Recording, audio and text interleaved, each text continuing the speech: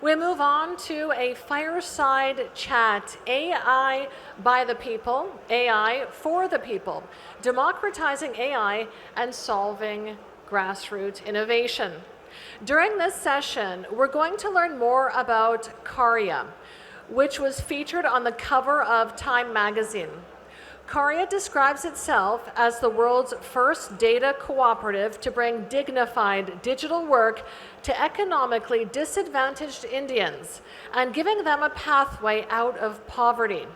While building an AI-generative model for India's 125 languages with Google, Karya solves quality data problems and creates AI jobs for non-tech people. Our guest was named within Time magazine's 100 most influential people in AI. He is Manu Chopra, founder and CEO of Karya. And I'm delighted to introduce my colleague by affiliation, Rhett Power, reporter at Forbes US, as the moderator of this session. Welcome.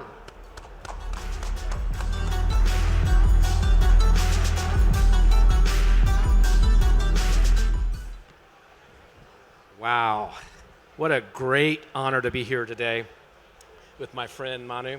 How you doing, man? I'm doing well. How are you? Well, I'm doing great because I'm having a conversation with you. My name is Rhett Power. I'm a columnist at Forbes, and I also run a company called Accountability Inc., which is a global executive coaching and leadership firm. And we were talking backstage about AI and its impact, and we're at this sort of inflection point in the world. What do we need to be worried about as, there's a lot of conversation about jobs being lost and economies being impacted by that, but you're working on that problem, and I want you to talk about that a little bit. No, absolutely. I think AI is exciting. I think my big fear with AI is that we'll repeat the mistake of the internet, right? We had this case where in 1999, Windsurf said that the age of the internet is the end of information asymmetry, right? So the day of you knowing more than what I know because of the languages speak, because of where we come from is over. That didn't really pan out that way, right? Like 30 years since the internet, we still have 2.5 billion people in the world that have intermittent to no access to the internet.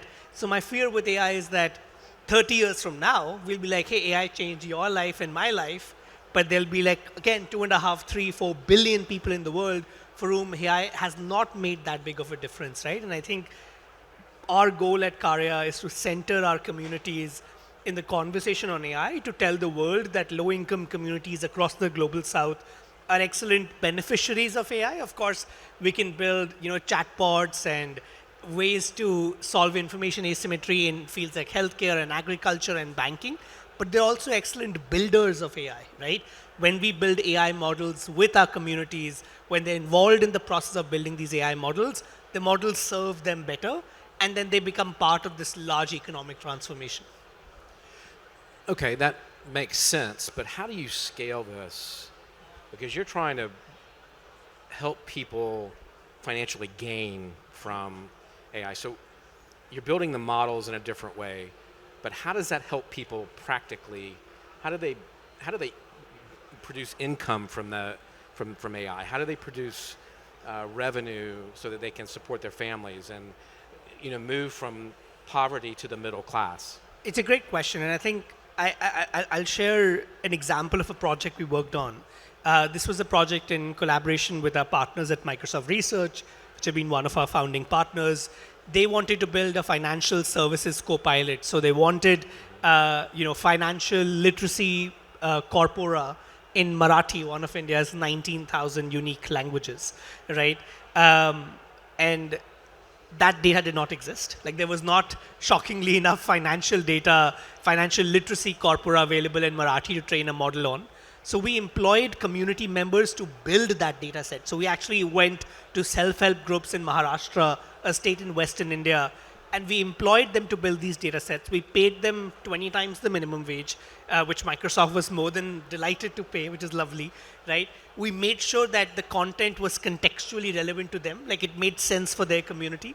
So in the process of building a speech data set, they were literally just recording themselves saying out sentences in their mother tongue. They were making money, but they were also learning how to make money, right? Because they were learning about financial literacy. They were learning about fixed deposits and banks and all this sort of stuff. And because those two things were combined so quickly, once the project was over, people had made over $1,000 each. And that money they spent in a way that was very, very financially wise. So they put it in the bank, they put it in financial instruments that bring them safe expected returns, which was amazing to see. But to me, the most exciting thing about this project was when Satya Nadella came to India earlier this year, he got to meet one of the community members who was working on this project. And to me, that image of one of the world's most powerful AI CEOs meeting one of the world's 5 million plus AI workers who actually do the work and talking about the ways we can do ethical data collection at scale was super exciting. So I think that's the kind of projects we do. The work keeps on getting more and more complex. So it starts off really simple, something as simple as reading out sentences in your mother tongue. It becomes slightly more complicated after that, where you're like, doing self-driving car image annotation like on your phone. And then it gets more complicated with like LLM evaluation and benchmarking. And then it goes beyond that and becomes entrepreneurial and things like that. But our goal at Karya is to use the smartphone revolution to bring high-paying, complex digital work to our communities in a manner that they have ownership over their data. That's very important to us, so that they keep on making money from it. And in a fact that they can be the owners of their destiny, and they have agency over how these models are built and deployed. Yeah. So they don't have to have computers. They don't have to. This is all based on the cell phone, and you train them on the use of the smartphone, or Absolutely. Look, I think the core message here for me is I feel like talent is universal, but opportunity is not. Right? Every single person we have worked with in our communities, we've just launched a very exciting partnership in Ethiopia. We have similar partnerships in Kenya. Everywhere I go, I feel like I meet the most incredible people with the most incredible level of aspiration to take control over their lives, but just no opportunity. So the question for us is, how do we give them that opportunity through their phones in a manner that they have complete control and agency once again, right? And I think we've been able to, the story I always share is one of the first times we ever did this, we had someone look at the smartphone and said, is the sun god inside this? Because this was in a community that there was no electricity in this community. So she thought that, we had captured the power of the sun on this device. And I didn't say anything. And just 30 minutes later, she was like, yeah, I figured it out. It's not hard. Like, why is it hard, right? I just have to press the smartphone. I have to open this app and I have to read out sentences in my mother tongue. And look, nothing succeeds like success, right? Like the second I make my first wage, I'm like, okay, this is real. I want to make more money.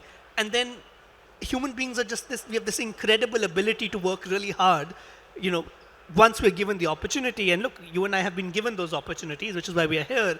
How do we bring that to people who really deserve it, but who have been systematically kept away from these opportunities for far too long? So a next question that I have in this then is, you're working in India, you're working across Africa. Is this, how many people can take advantage of this? What is there a limit? Is there, you're working with 19,000 people now. 100,000. 100,000. Can 1 million people be on this system and use it? I really believe so, right? Because I think the core trends that something like Karya are doing have long existed before Karya, right? So the outsourcing revolution is not new. The digital work revolution is not new. I think what's new is smartphone penetration, right? So 78% of rural Indian households today have a smartphone. That's new. That wasn't there 5 years ago.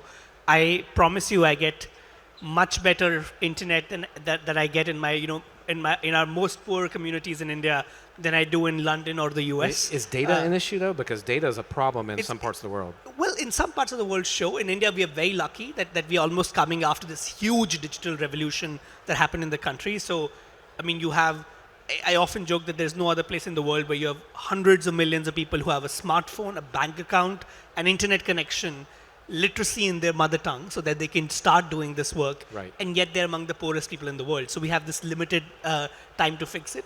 As we expand to Ethiopia and Kenya, we are seeing the same trends there as well, right? It might be just a few years behind or something like that, but they will leapfrog the way India leapfrogged. And that to me is very, very exciting. I think to answer your initial question on how big can this get, I believe very strongly we can eradicate global poverty through digital work. And digital work is not just AI work, which is work that is used to build these AI models, but it's also AI-enabled work.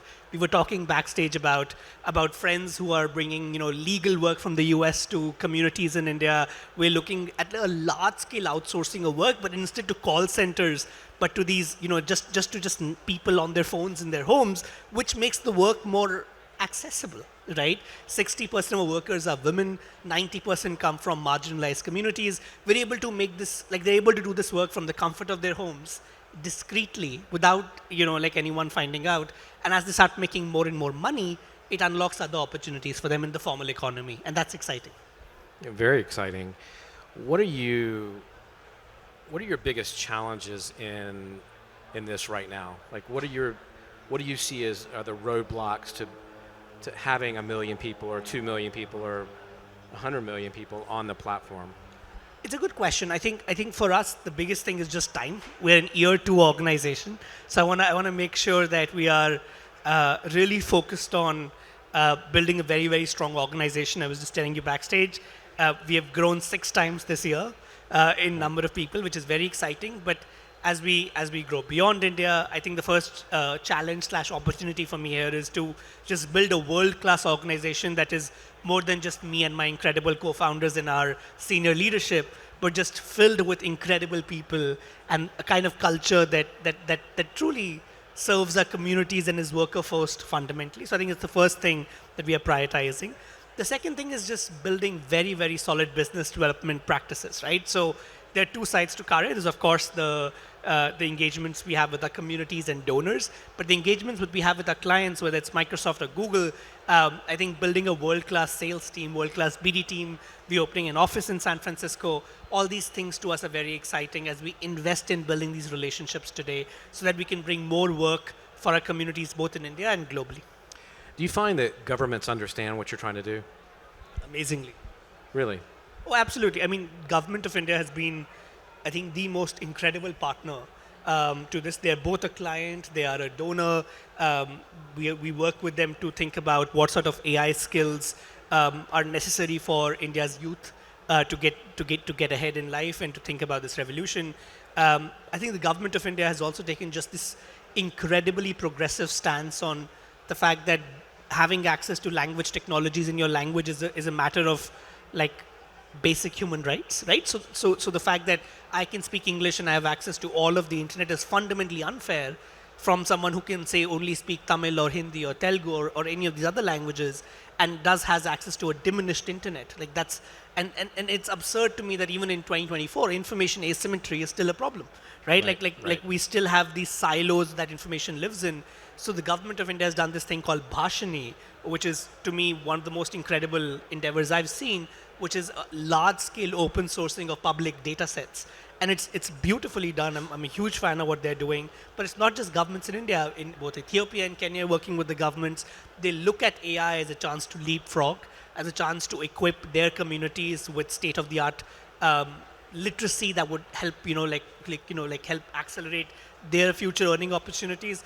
And we work with the government in the US, and they've been amazing too. So I'm a recent convert to the cult of the government, and I've only had positive experiences, touch wood. So it's been amazing. Well, I don't know the legislatures you're talking to, but the ones I talk to about this subject are far from competent. I'll connect you. I'll connect you to my phone. I won't force you to go down that road. Tell us a story about somebody that has transformed their life using your system. So, for us, there's so many stories that come to mind of communities we've been able to work with. I think my own induction into this was I graduated in 2017, and we started working on this idea as a research project at Microsoft Research. And one of the first people we ever worked with was the person I was just telling you about, who looked at the smartphone, and it was her first time using the phone, and she became, this incredible force in her community because she became the first girl from her community to leave her village and go to college. She made more money in her first week of using Karya than her family had made all of last year, and that enabled this transformative opportunity. And look at the crux of it. I feel like, if you can change who has wealth in society, you can change who has power. And for far too long, we have built a world where only few people have been allowed to make money, right? But it's just such a basic thing, right? And for us in this community, what we were able to do was, with the initial set of people we were working with, we were able to make them the most economically empowered people in the community, and they took everyone with them, and this incredible magic happened that we were just so excited about. Even Baby Tai, the person who met Satya, her story to me is just so inspiring. She made $800 in her first 7 days of work, and that money allowed her to invest in her future. She was running a self-help group that brought financial literacy to more people in her community. She's going to be part of the Computer History Museum in Mountain View, which as a nerd is just so exciting because that's one of the founding places of Silicon Valley. So very excited about centering our communities, and I hope the next time I'm speaking about Karya, it's not me, but one of our community members actually talking about what this actually means to them. Because truth be told, look, if you want to build inclusive AI, all you have to do is employ the people you want to include. It's as simple as that, right? Yeah, you were telling me backstage, and I want you to bring this point out about how even for gender equality and gender for women, that that raises their standard of living too. Absolutely. I mean, Gen AI models are 2.5 times more likely to output misogynistic sentences because they've been trained on all of internet, right? So one of the projects we're doing with the Gates Foundation, which we're super excited about, is we're employing 30,000 low-income women across 6 language groups in India to build the largest gender-intentional AI corpora in Indic language history. And it's all going to get open source for free, so future technologists can use that data to build more gender-intentional AI. When I say gender-intentional AI, it means something as basic as, does the ASR technology understand a woman's voice, right? When I'm in a car and the car is, I tell the car to turn left, it is 13% less likely to listen to a woman accurately than to a man, even today, right? That's just ASR. There's things like machine translation. If I go to any translate software and I type, the developer is coming, and translate into a language with gender, it assumes the developer is a man. Right? All of these gendered things come into the way our technologies are practically deployed. An easy way to counter that is just to employ women in the process of building these AI models, pay them the money that they deserve, which is these really high wages, and make sure that the resulting AI models are more gender intentional, right? So we're very excited about the project we're doing with the Gates Foundation. My co-founder Safia leads this project, and it just won the best paper award at this ACM conference, which is Oscars for us nerds. So I'm very excited about that as well. Yeah. Manu, thank you. Thank you so much. Appreciate Such a joy. Thank you. Thank you.